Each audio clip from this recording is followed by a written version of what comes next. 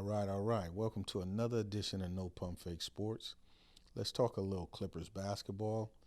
And will this be the year of Terrence Mann? I actually think it will be. But let's go back to where it started. Terrence was a kid that was born in Brooklyn, but he grew up in Massachusetts, I think somewhere close to Boston. And his mother was a basketball coach. I think she coached college basketball, so he really understands the game, you know.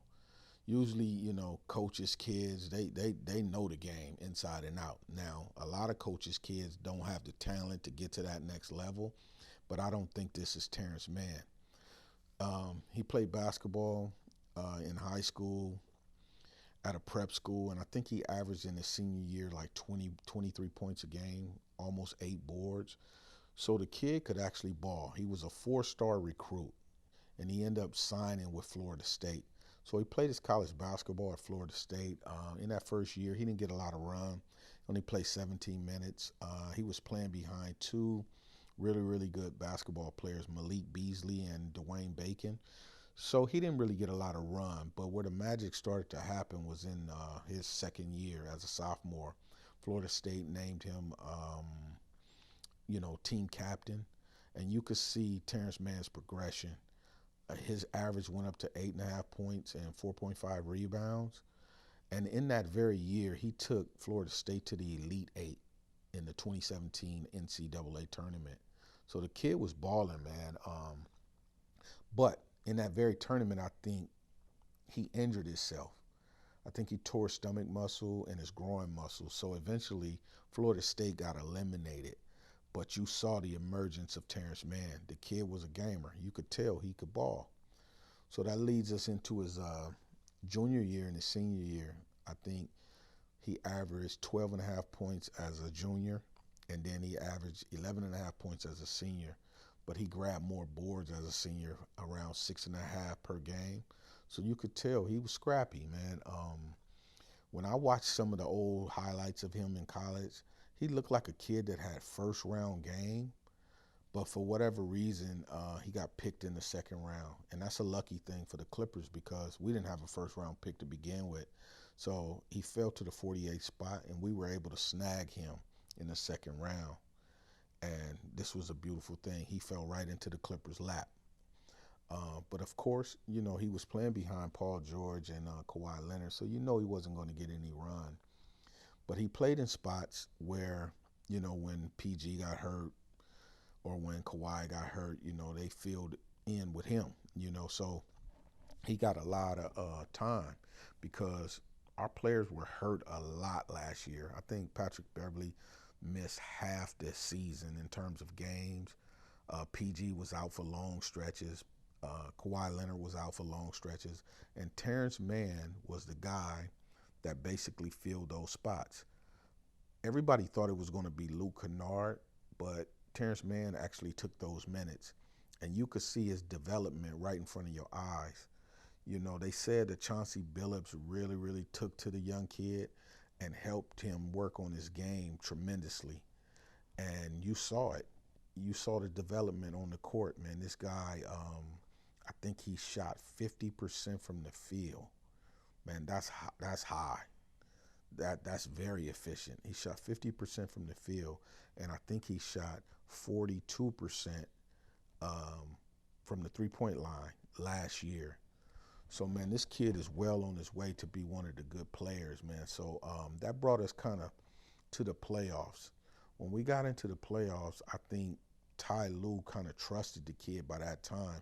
So he started to give him a lot of minutes. He kind of filled in for that role that Lou Williams had, and then Patrick Beverley stayed on and off the court. He was hurt a lot. So Terrence Mann in the playoffs, he took those minutes and he excelled. Every time he got in the game, man, something very magical happened. He wasn't afraid to tack the rim with force. He could, if you tried to double him, he would kick it to the right players. If you played him in a way that you knew he wanted to drive, he would stop and pop on you. His mid-range was good.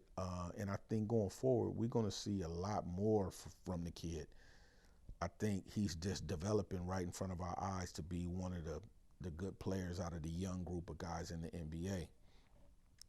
And he showed out in the playoffs. In the Dallas series, especially when you got to game 6 and 7, man, this guy was playing defense. Man, reminded you of Patrick Beverly. He was on. You could just tell he was just tenacious, and that's what I like about him more than anything. Because a lot of kids they have game, and a lot of players they have game in the NBA, but the one thing that you can't teach is that energy that a player has inside of him. And you could tell he plays with a lot of fire. He don't shy away from anything, and that's all you could ask for a young guy. As a matter of fact, not just a young guy, that energy is all you could ask for any player. And if they have skills like him to go along with that energy, it's going to take him a long way. So I just think, man, we actually looking at the beginning of Terrence Mann. And I think this third year of his career coming up, by Kawhi not being there, I think Ty Lue trusts him enough to allow him to probably be the starter. So his stats, I think, are going to double.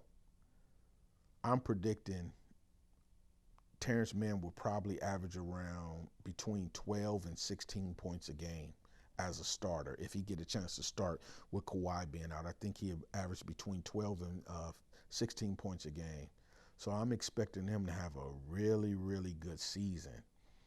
And you saw him, man, hit his high in that Utah series when he dropped 39 points on him. That made the world look as like, man, who is this guy? Who is this kid? And they saw that this kid could really ball. And that's why you hear the media, when they speak about Terrence Mann, you hear Kenny Smith, Shaq, Charles Barkley, everybody raving about the kid because they actually see the potential of this kid balling out. So I think this will be his year due to the fact that Kawhi is probably going to miss at least 90% of the season, if not miss the entire season and come back around playoff time. Well, by that time, you will see Terrence Mann develop into an absolute stud. And I think it won't be no more losing him on the bench. Ty Lue is going to have he's going to have to figure out what to do with him when Kawhi comes back, because Terrence is going to be ready to shine. So he's going to have to fit him in some kind of way. And if anybody could get that done, it's Ty Lue. Because Ty, man, you saw in the playoffs last year how he was maneuvering them lineups, going small, going big in certain series. He just knows how to coach. And I think that's going to help Terrence Mann a lot. But that's really all I have on this topic. You guys leave in the comment section and let me know what you think. Do you think Terrence Mann, this will be his year?